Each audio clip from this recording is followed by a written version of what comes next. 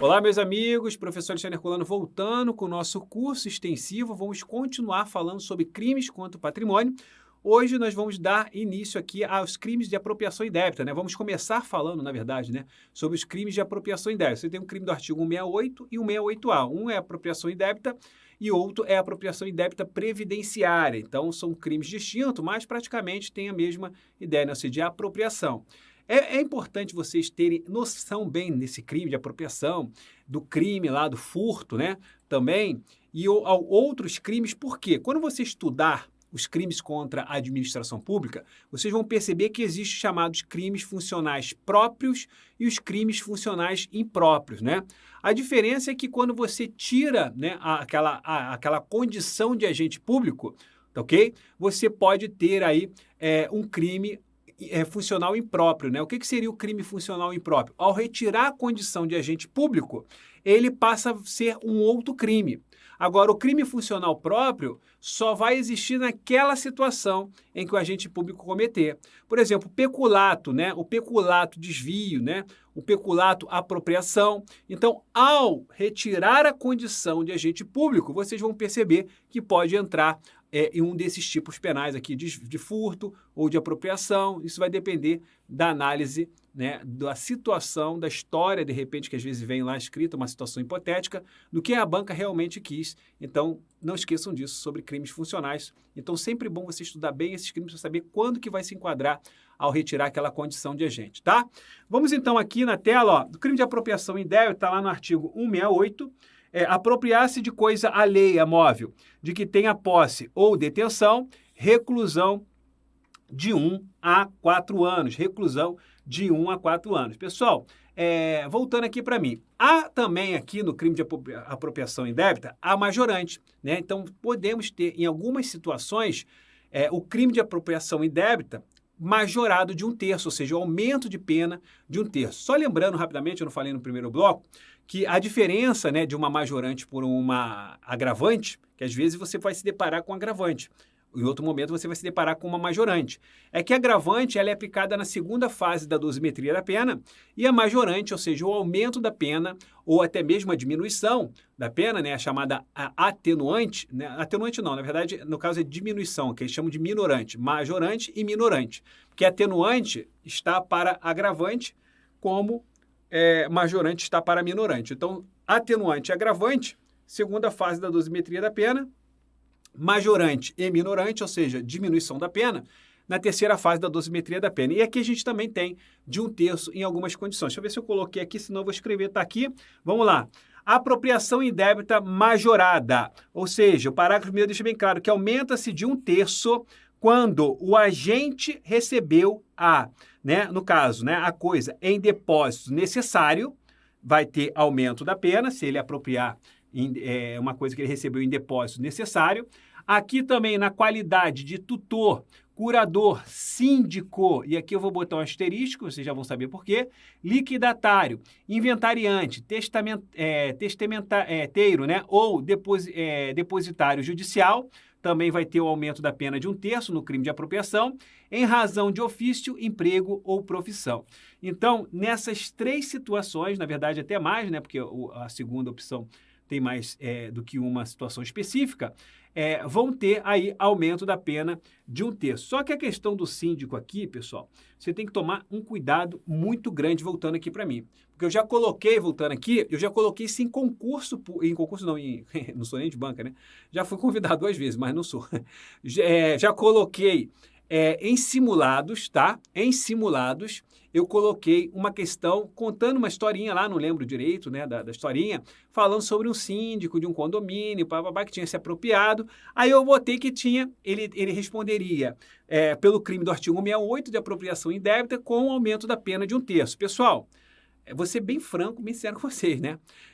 Parece que não, mas muita gente escorregou nesta pegadinha. Esse síndico aqui é aquele administrador da massa falida, tá ok?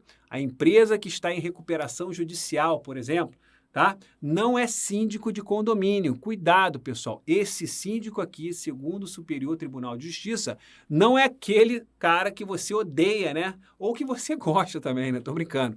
Lá do seu condomínio, né? Que ninguém gosta de síndico, né? O cara é teu amigo de infância, mas virou síndico, virou teu inimigo. É mais ou menos o que acontece, né? Quem mora em condomínio sabe o que eu estou falando. Mas brincadeiras à parte, cuidado, esse síndico aqui é o da massa falida, não é o do condomínio, ok? Vamos seguindo então aqui na tela, vamos avançando. Vamos lá. Apropriação indébita previdenciária. Apropriação indébita previdenciária. Deixar de repassar à Previdência Social as contribuições recolhidas dos contribuintes no prazo e forma legal ou convencional. Então, temos aqui o crime de apropriação indébita previdenciária. Pessoal, voltando aqui para mim. Ali, nos seus incisos, tem algumas figuras equiparadas, que é bom também dar uma olhada. Eu vou destacar aqui alguns, mas isso aqui é o crime do cara de pau, né? O cara vai lá, recolhe, retira da pessoa, fala, ó, isso aqui eu estou recolhendo porque é para repasse para contribuição social, e não repassa. Então, vai cometer um crime punido com reclusão de 2 a 4 anos. Agora, tem a possibilidade também de extinguir a punibilidade, né? A distinção da punibilidade, tá? Normalmente esses crimes que envolvem contribuições, fisco, tá? Vocês têm que tomar um certo cuidado que muitos deles têm a possibilidade de extinguir a punibilidade com pagamento, né? Então há essa possibilidade ali. Muitos não são nem, às vezes, chegam nem a ser denunciado porque ainda não foi lançado o crédito definitivo. Lá, por exemplo, na Lei 8.137, que cai também aí para a Polícia do Senado, pelo menos estava no último edital, vocês sabem que ali o artigo 1º, inciso 1, 2, 3 e 4, vocês sabem que ali se trata de um crime o quê? Material, né? Ou seja, depende do lançamento definitivo, ou seja, só o cara sonegar não está no crime, depende do lançamento definitivo. Mesmo com o lançamento definitivo, depois ele venha a pagar, vai extinguir sim a punibilidade. Então, normalmente esses crimes têm esse benefício. Então, vamos aqui na tela, apropriação indébita, lá no parágrafo 1º, tem as figuras equiparadas, não esqueçam disso, tá? Existem várias situações lá de recolhimento, né? De contribuições previdenciárias lá quando está ligado às despesas contábeis, pagamento de benefícios, isso tudo, né? Pagamento de benefício, por exemplo, que já foi reembolsado, né? Tudo isso já está lá no parágrafo 1º, são figuras equiparadas. Eu, particularmente, nunca vi assim, uma questão muito específica sobre esse parágrafo 1º, mas não custa nada dar uma lida. Já o parágrafo 2º, vocês vão perceber, conforme eu acabei de falar, que tem ali a chamada extinção da punibilidade, né? Vou botar aqui, ó, extinta a punibilidade, tá ok? Aqui tem a extinção da punibilidade. Quando que vai acontecer, né, pessoal? Essa extinção, né? Quando que vai ser declarada extinta a punibilidade? Se o agente, né, que deixou aqui de repassar a Previdência Social, se ele, na verdade, de uma forma espontânea, ele passa a declarar, ele vai confessar, ele paga ali as contribuições, tá? Isso tudo, tá, pessoal? Isso tudo tem que acontecer antes do início da ação fiscal. Aí sim será declarada extinta a punibilidade. Não esqueçam disso. Agora, há possibilidade também, né, no parágrafo 3º, de o juiz, nesse caso aqui, o juiz, tá, ele pode deixar de aplicar a pena. Juiz pode deixar de aplicar a pena. Quando que isso vai acontecer, né? Ou seja, pessoal, voltando aqui para mim, quando que isso vai acontecer que o juiz pode, nesse caso, deixar de aplicar a pena ou trocar ela por multa, por exemplo, não só deixar de aplicar, né? Não só o perdão judicial, né? Mas ele pode, não, tudo bem, você não vai ficar preso não, mas, né? Porque é crime punido com reclusão, de 2 a 5 anos. Dependendo da situação, ele pode pegar até 5 anos. Ok? Então, ele pode deixar de aplicar. A extinção da punibilidade é com pagamento antes da ação fiscal. Agora, o perdão judicial, na verdade, ele pode acontecer se a pessoa for um réu, né, primário e de bons antecedentes. É o que diz lá o parágrafo 3º. Então, se ele for primário e de bons antecedentes, pode o juiz, o magistrado, nesse caso, deixar de aplicar a pena ou aplicar, em vez de uma pena de reclusão, aplicar somente a multa. Tranquilo? Então, voltando aqui na tela, vamos avançando. Vamos lá, então. Cadê? Vamos avançando. Tá? Existem algumas condições, tá ok? Dessa parte aqui, é claro, mas depois é até bom dar uma olhadinha também lá nesse parágrafo 3º. Mas pode acontecer isso, professor? Pode acontecer sim. Ok? Nem em qualquer situação, não. Vamos seguindo então, pessoal. Vamos avançando aqui, tem muita coisa ainda para a gente falar. Apropriação de coisa havida por erro, caso fortuito ou força maior de natureza, né? Da natureza. Apropriar-se alguém de coisa alheia vinda a seu poder por erro, caso fortuito ou força da natureza, crime de detenção aqui de um mês a 1 ano, tá, pessoal? De 1 mês a 1 ano. Aí tem as figuras equiparadas também, né, professor? Já estudei isso, tem lá a apropriação de coisa achada. A pessoa se apropria, né? Apropriação de coisa achada. E tem também a apropriação de tesouro. Vou botar aqui ganhar mais tempo. Apropriação de tesouro. Ok? O interessante aqui, pessoal, é o seguinte, essa apropriação de coisa achada, o interessante, isso já caiu uma vez e, na verdade, eles só mudaram o prazo, né? Por exemplo, quando tu acha uma coisa, né, você tem que procurar devolvê-lo, né? Porque a lei, ela fala o seguinte, se você não devolve em 15 dias, achei, né? Ou você deixa num local normalmente correio tem os serviços como se fala, de coisas perdidas, né? Eu esqueci agora o nome que eles dão lá. Enfim, você tem de achados, né? Achados e perdidos, alguma coisa assim. Então, você tem um tempo, você vai dar a entrega lá, que alguém, a pessoa quando perde sabe que tem isso, vai nas proximidades, nas regiões, aí, alguém entregou isso. Então, achar coisa, né, pessoal? Né? Como que fala assim, o achado, né? Não é roubo, né? Ou seja, quando a pessoa acha uma coisa, diz que não pratica crime, mas pratica crime, está aqui. Tá? Apropriação de coisa achada. Então, se não for dentro desse período, aí a banca, na questão, é uma questão até antiga, tá? Ele falava que deveria ter entregue em 30 dias, mas só que a lei diz 15 dias. Senão, entra no crime do artigo 169. Não esqueçam disso, tá? Então, vou até destacar o tempo aqui, ó, na tela. Então, aqui nesse caso aqui, ele tem que entregar à autoridade, né, em 15 dias. Tá? A banca colocou 30 dias.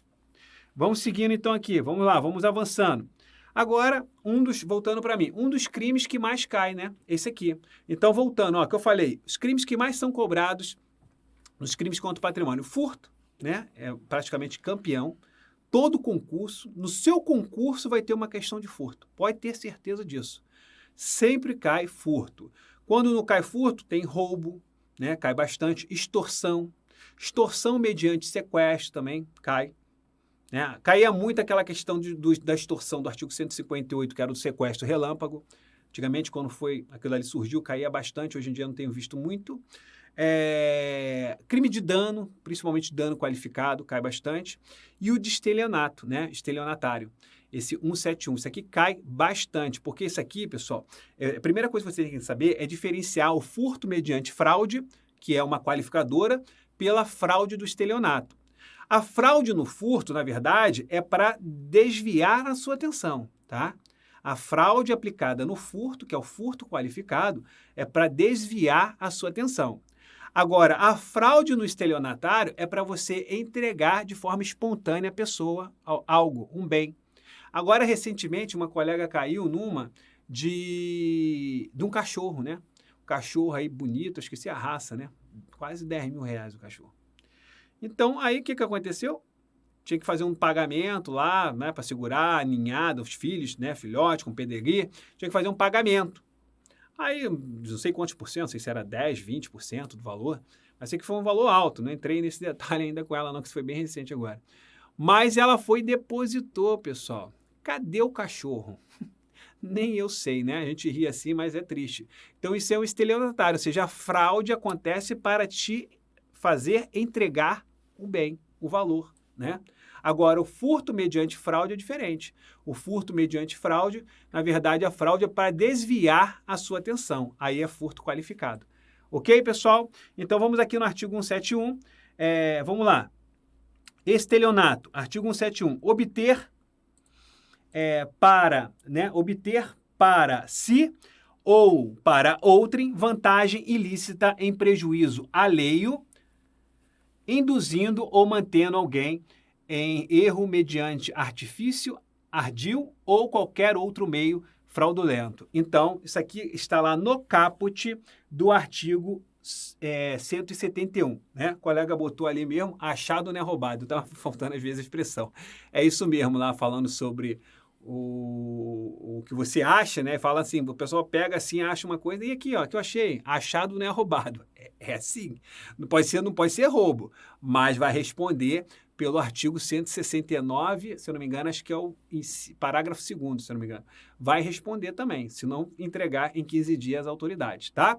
Então, pessoal, voltando aqui para o crime do artigo 171. Então, aqui é o crime de estelionato, não esqueçam essa diferença. A fraude aqui acontece para você entregar de forma espontânea. Lá no furto é para desviar a atenção. Então, aqui na tela, ó, vamos lá, um crime punido, né? Aqui, na verdade, não é, tá? Saiu errado, ainda bem que o professor lembra, né? Aqui é reclusão, tá? Não é detenção. É reclusão de 1 a 5 anos. Depois esse slide vai ser acertado, tá, pessoal? Que vai para a área do aluno. Então, já fiz 2 acertos aqui. Lá era um que era reclusão, mas não era detenção, né? De 1 a 6 meses, né? E aqui é reclusão de 1 a 5 anos, porque faz uma diferença enorme, né? Então, a gente tem que deixar de forma bem correta aí. Então, reclusão de 1 a 5 anos. Não esqueço disso. Agora, pessoal, pode no caso, voltando para mim, pode no caso, né, do estelionatário, nesse caso aqui, pode o juiz, né, aplicar também o perdão judicial que a gente viu lá, na verdade, perdão judicial não, o crime, né, privilegiado, né, não é o perdão, o crime privilegiado lá do artigo 155 do Código Penal, né, o que traz lá no parágrafo, se não me engano, 2º, que é o furto privilegiado, pode aplicar aqui o estelionato, né, privilegiado? Pode, desde que seja primário, né, bons antecedentes, e o valor, né, pequeno valor da coisa. Aí pode se transformar no chamado estelionato privilegiado, ou seja, como se fosse o furto privilegiado. A mesma condição lá do furto privilegiado é possível também. Então vamos seguindo aqui, vamos avançando. Tem as figuras equiparadas, né, que eu não coloquei aqui, mas aqui no furto também, lá no parágrafo 2º, você tem lá várias situações que você vai ler, né, como o próprio defraudação de penhor, ó, também, defraudação de penhor, é uma forma, né, é uma modalidade, vai responder também aí pela reclusão, né, de 1 a 5 anos, né, ou seja, aquele que defraudar, né, mediante a própria alienação, tá, ok? Alienação que tem que ser não consentida, vai responder pela defraudação, nesse caso aí de fraude na entrega de coisa, são várias situações, depois você dá uma olhadinha, fraude no pagamento mediante cheque, e aqui é importante, tá, pessoal, voltando para mim, que a fraude mediante pagamento de cheque tem alguns julgados importantes, que é o estelionato com cheque, né? Primeiro ponto importante sobre isso é que se a pessoa passou um cheque para garantia, né, e não tem fundo, não tem nem que falar em estelionato, tá? Se ele, por exemplo, passou um cheque para segurar, às vezes acontece muito isso, né? Uma reserva. Aí o cara vai lá e deposita, né? E não tem fundo. Então, isso é estelionato, né? Ou seja, fraude mediante emissão de cheque não é fraude, não é estelionato, ok? Não esqueçam disso, tá ok? E, na verdade, o juiz competente para, no caso de estelionato, é aquele onde houve a emissão do cheque ou a recusa do pagamento. E aí, o que vocês acham? Emissão do cheque ou a recusa? É onde houve a recusa do pagamento, tá? Também é um outro julgado de antigo que, às vezes, de vez em quando cai falando de fraude, né? Ou seja, falando de estelionato envolvendo emissão de cheque, tá ok? Vamos então aqui seguindo, vamos avançando. Ponto importante aqui sobre o estelionato, né? Que às vezes você tem que lembrar na prova, posicionamento do STJ. Primeiro, quando a pessoa altera, né, pessoal? Se a pessoa alterar, ó, alteração,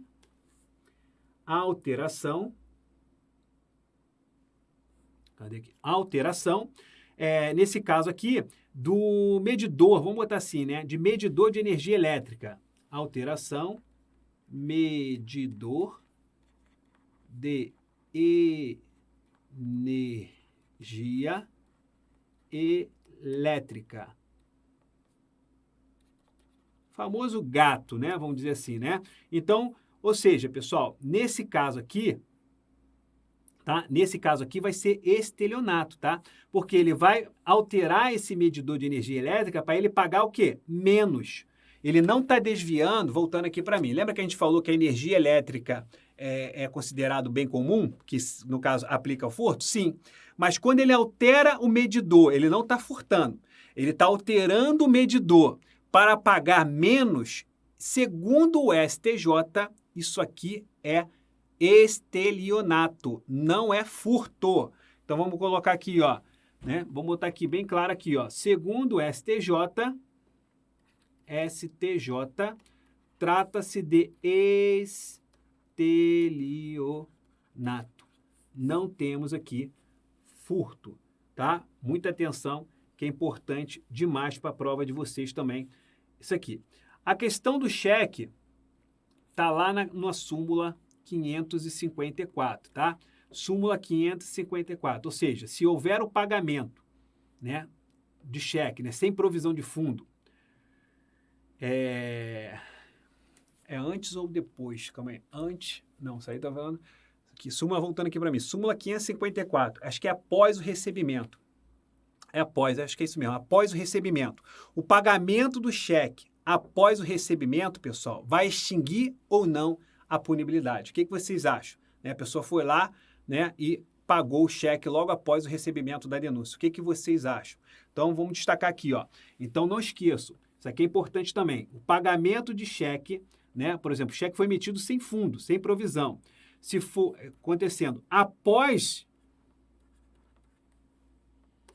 o recebimento da denúncia, após o recebimento da denúncia, ok? Isso daqui não vai impedir, gravem isso, isso não vai impedir, tá? O prosseguimento da ação penal. Então, não impede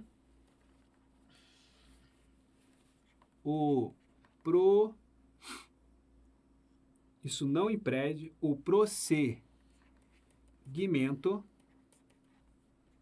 da ação penal. Importante também para a prova de vocês, tá ok? Então, muita atenção nessa questão aqui. Por quê? Porque a súmula, tá? A súmula, só voltando aqui para mim, essa súmula, ela só se aplica na emissão de cheque sem fundo, que é aquela emissão de cheque que, na verdade, a pessoa tem a intenção, né? Vamos dizer assim, a intenção. Porque isso não se aplica em cheque, por exemplo, que foi dado para garantia, né? Um cheque garantia, que eles chamam, às vezes em hospital, às vezes para segurar um salão de festa, às vezes para segurar uma promoção. Esse cheque garantia, né, vai bater, né, a pessoa e não tem fundo, não podemos falar, né, em súmula 554 e não podemos falar principalmente em crime de estelionato, tá ok? Vamos então aqui avançando, vamos lá, seguindo. Abusos de incapazes, né? Artigo 173, crime... Pulei aqui não, né? Não, tá certo. Abuso de incapazes, pessoal. crime aí do artigo 173, tá? Aqui, na verdade, é só mesmo o tipo penal, não tem muita coisa, é difícil cair também, tá? Então, você tem lá abusar em proveito próprio ou alheio de necessidade, paixão, inexperiência de menor ou alienação ou debilidade mental de outro, induzindo qualquer deles à prática de ato suscetível de produzir efeito jurídico, em prejuízo próprio ou de terceiro, você vai ter uma punição lá de reclusão de 2 a 6 anos. Então, é um crime que não tem muito o que comentar aqui, não. Seguindo lá, vamos lá. Tem também lá induzimento à especulação, né? Induzimento à especulação. É um outro crime que também não cai tanto em prova, né? Eu praticamente, esses crimes que eu falo, procuro questões assim, praticamente não acho. Mas vai que cai, né? Então, você tem que pelo menos ler, saber que existe.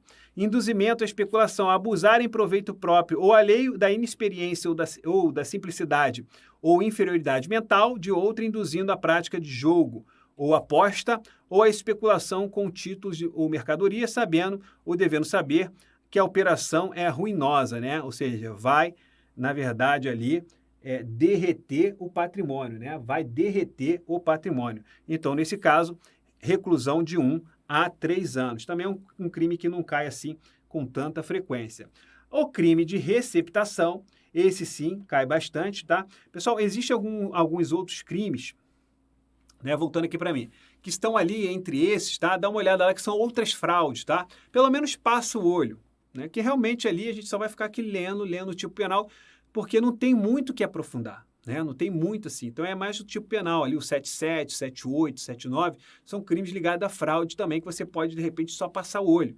Então, não deixem de dar uma olhada, que às vezes tem umas bancas malucas aí que gostam desses crimes que elas sabem que muita gente não estuda, tá? Então, fique só atento aí. Agora, o crime de receptação, aqui vale a pena, né? Ou seja, a pessoa comprou, vamos supor, você foi numa feira e encontrou um Rolex original lá, né? Rolex, não vou botar um Rolex não, né? Que às vezes para você até diferenciar, você fica difícil. Mas vamos supor que você compre um veículo, né? Você compra um veículo aparentemente com a documentação legal, né? E custe no mercado 100 mil reais. E você comprou esse veículo por 50 mil reais. Pessoal, o valor é ou não é desproporcional? Duas situações podem acontecer. Ou o veículo está bichado, né, pronto para bater o motor e é um veículo importado, né, onde que o cara vai gastar muito mais do que 50 mil para acertar aquele veículo. Ou só pode ser o quê? Um crime de receptação, ou seja, alguém roubou aquele veículo, tentou legalizá-lo, né, com documentos falsos e está te vendendo por um preço bem inferior. Então, o crime de receptação está isso, né? Você comprar algo que foi o quê? Furtado, algo que foi roubado. Acontece muito, né? Principalmente aqui no Rio de Janeiro. Agora, nem tanto. Tinha uma feira, né, que era chamada Feira do... Não vou nem citar aqui o nome, mas o apelido era Roubalto.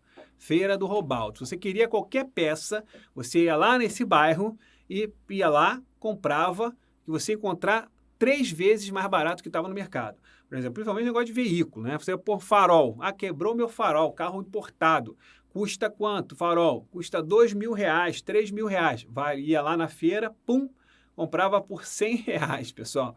Então, ali não tem dúvida, né? Que ali é a feira do roubalto, ou seja, você praticando crime de receptação, comprando, né? Quem está vendendo lá, ou às vezes está envolvido também no próprio roubo, vai responder também pelas suas consequências, tá?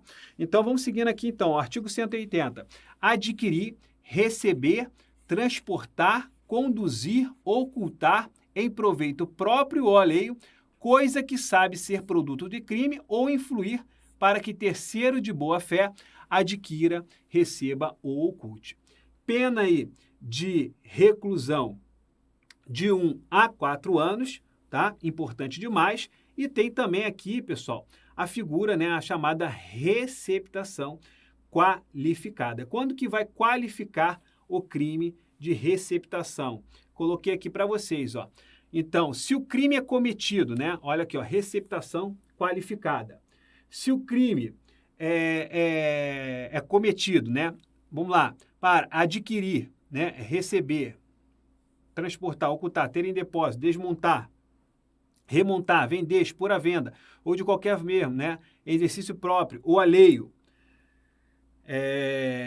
No exercício da atividade comercial, industrial, coisa que deve saber ser produto do crime, ou seja, pessoal, muitas vezes ferro velho, né?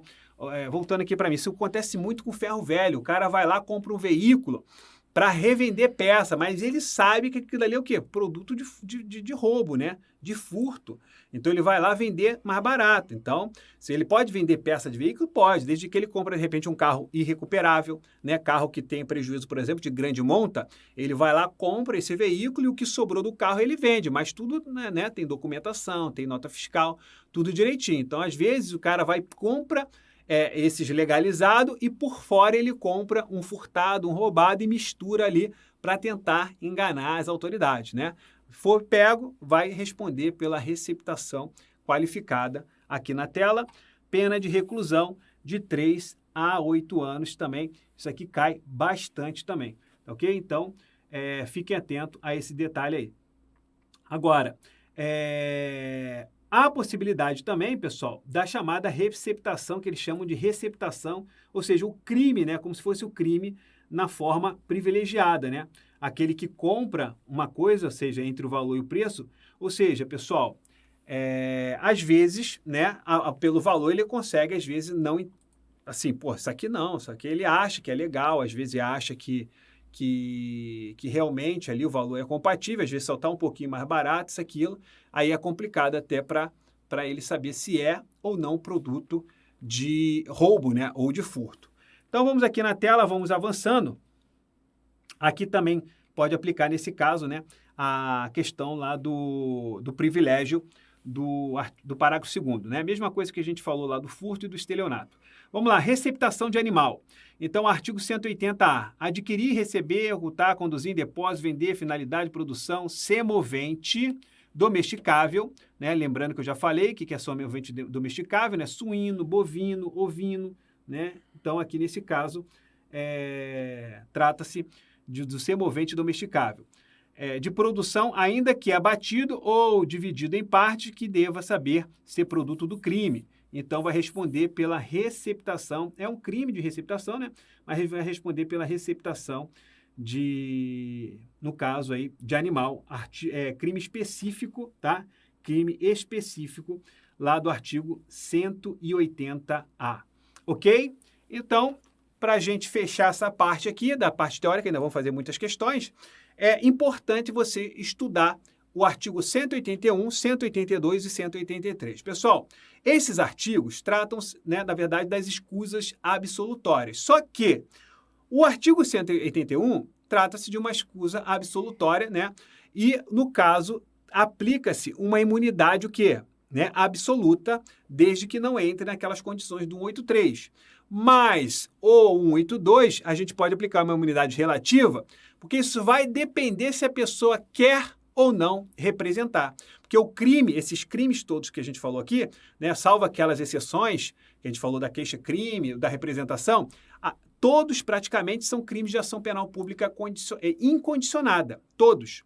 Então, sempre que você deparar com um tipo penal, não falou em representação e não falou em queixa, aquele crime é de ação penal pública incondicionada. Só que eu vou aplicar a todos esses crimes contra o patrimônio, só estou falando somente o título dos crimes contra o patrimônio, esta regrinha do artigo 181, 182, 183. Então, lembra que eu falei da esposa, né, que vai lá?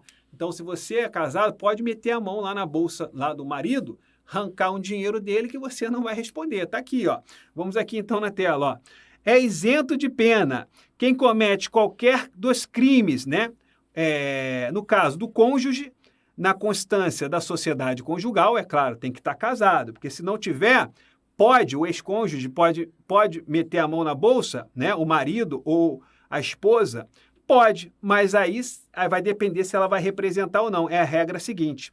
Então, de ascendente ou descendente, seja o parentesco legítimo ou ilegítimo, seja civil ou natural. Então, essas situações aqui podemos aplicar, como regra geral, a chamada imunidade, tá? Cuidado, porque existe exceções. Vou falar já já.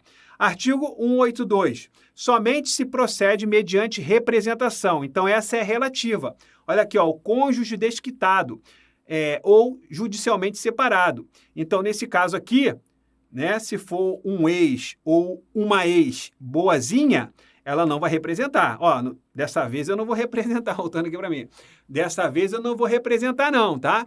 Mas da próxima, e tá aqui, ó, tá? Porque é um crime, esses crimes passam a ser de ação penal pública condicionada à representação.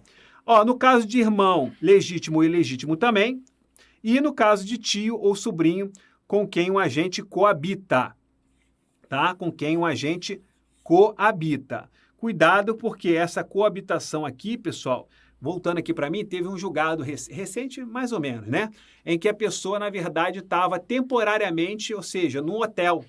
Essa coabitação é aquela coabitação permanente, tá? É aquela coabitação, ou seja, tio ou sobrinho com quem coabita. Então, ele tem que estar ali. Agora, se está temporariamente lá, se está somente um lapso temporal, isso não entra aqui. Não vai ter esse benefício, ok? Não vai ter essa regra aqui da imunidade relativa, tá? Vamos então aqui seguindo, ó. 183, não está aqui, né? Botei aqui, mas eu posso descrever ele aqui. Então, esse 181 e 183, vocês têm que lembrar disso aqui, ó. Vou destacar aqui para vocês. O artigo 183. Então, se qualquer daquelas situações, tanto imunidade absoluta quanto a relativa, não podemos aplicar primeiro, né? Se o crime for com emprego que de violência ou grave ameaça à vítima. Então, não vamos poder aplicar nem 181, nem 182, tá? Roubo ou extorsão,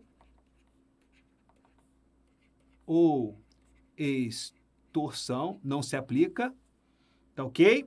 O estranho, né? Porque pode uma pessoa ser partícipe, né? Você pode cometer o crime junto com uma outra pessoa. Então, ao estranho não se aplica. E no caso também de o crime praticado, até tinha falado para vocês lá, quando for pessoa o quê? Com idade superior, né? Maior de 60 anos, também aqui não vamos ter essa aplicação. Não esqueçam disso, que isso aqui é importante demais para a prova de vocês, tá, pessoal? Isso é importante demais, ok? Voltando aqui para mim. Só para a gente fechar, que eu lembrei aqui quando eu falei de ação penal pública condicionada à representação, a gente vou só rapidamente voltar aqui no artigo 171. Aí o nosso curso vai ficar top, bem completo mesmo. Aqui no artigo 171, vou até abrir aqui uma página em branco, vou falar de algumas condições. Ou seja, pessoal, nem todos os crimes de estelionato, tá, vão ser de ação pública incondicionada. Isso entrou agora com o pacote anticrime. Então, por exemplo, você tem que tomar cuidado, porque de uma forma geral, o estelionatário ele vai responder como ação penal pública incondicionada, tá? Na verdade, era a regra geral. Agora passou a ser exceção. Por quê? Porque todos os crimes, de uma forma geral, o que dá para entender com esta nova regra? Que os crimes são mediante representação. Aí depois ele diz, por exemplo, salvo, né, por exemplo, quando envolver pessoa com idade superior, né? Porque o estelionatário contra o idoso, ele já é um crime qualificado, quando ele tem mais de 60 anos. Mais de 60 anos. Agora, existe uma regra nova. Com mais de 70 anos, independe da vontade da pessoa, não. Então, vai ser o quê? Ação penal pública incondicionada. Vou destacar aqui os termos específicos desta mudança que é importante. Então, está lá no parágrafo 5º do artigo 171, deixa bem claro que tem que ter a representação. Então, aqui, ó, tem que existir a representação. Então, trata-se de crime mediante representação. Regra geral, mediante representação. Aí depois ele diz bem claro, exceto, aí vem as exceções, se a vítima, no caso da vítima, se a vítima for o quê, pessoal? Já até falei para vocês, ó, maior de 70 anos, tá ok? Ou se ela for também deficiente, né? Se não me engano, acho que ele destaca lá incapaz. Maior de 70 anos ou incapaz, alguma coisa assim. Se a pessoa tiver, aí sim tem lá a questão da deficiência mental. Vou botar aqui, ó, 70 anos, deficiência mental. Não precisa vir na sequência, né? Incapaz. Aqui é incapacidade, ok? Maior de 70 anos, deficiente mental, incapaz, patrimônio também público.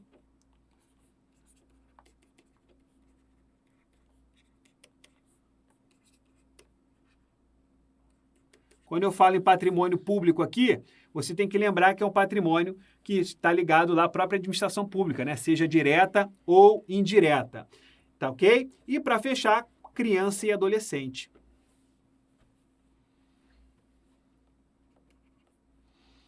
Vou botar aqui, na verdade, que eu tinha colocado aqui é maior de 70 anos. Vou apagar isso aqui para não fazer confusão. Maior de 70 anos, incapaz, patrimônio público, seja administração direta ou indireta, e aqui também no caso de criança ou adolescente. Criança. Aqui, criança ou adolescente. Tá? Então, nessas situações aqui, voltando aqui para mim, né? O que você tem que saber aqui? Que as bancas podem criar uma pegadinha para a gente fechar, né? Que eu estava falando ali mediante representação, acabei passando batido aqui, mas deu tempo da gente voltar, né? Mas fora isso, agora está bem completo. Pensando aqui, né? A gente acaba até tentando ver se deixou de falar alguma coisa, mas está bem completo o curso aqui. O parágrafo 5º, ele deixa bem claro isso, né? Ou seja, os crimes serão punidos mediante representação, salvo, exceto, se a vítima for uma dessas pessoas. Agora, cuidado, porque o estelionato contra o idoso, ele já tem uma punição específica. Ou seja, a pena ela vai ser o quê? Dobrada, tá? Se você for lá no parágrafo 4, você vai ver que aplica-se a pena em dobro para o idoso. Quem é considerado idoso, pessoal? Maior de 60 anos. Então, ali tem a pena dobrada. Agora, se for maior de 70 anos, ok? Abaixo de 70, ainda é possível aplicar a representação? Sim. Mas se for maior de 70 anos, além de ter a pena dobrada, vai responder por uma ação penal pública incondicionada. Todas essas situações, porque independe de representação aqui, tá? Que na verdade pega muita coisa, né? Pega muita coisa aqui, ok? Agora, aquele que foi enganado, que foi isso que ele pode ir lá e representar, porque é uma ação penal pública, por exemplo, o caso dessa colega, né? Vai lá, né? Ação penal pública condicionada à representação, vai na delegacia, representa e as autoridades vão instaurar inquérito. Ok, pessoal? Então, agora sim, fechamos essa parte aqui, tá? Falamos das escusas absolutórias, fechamos a parte teórica. Agora vamos, né, fechar esse bloco aqui e no bloco seguinte vou começar já a corrigir muitas questões. Então, até daqui a pouquinho. Um grande abraço.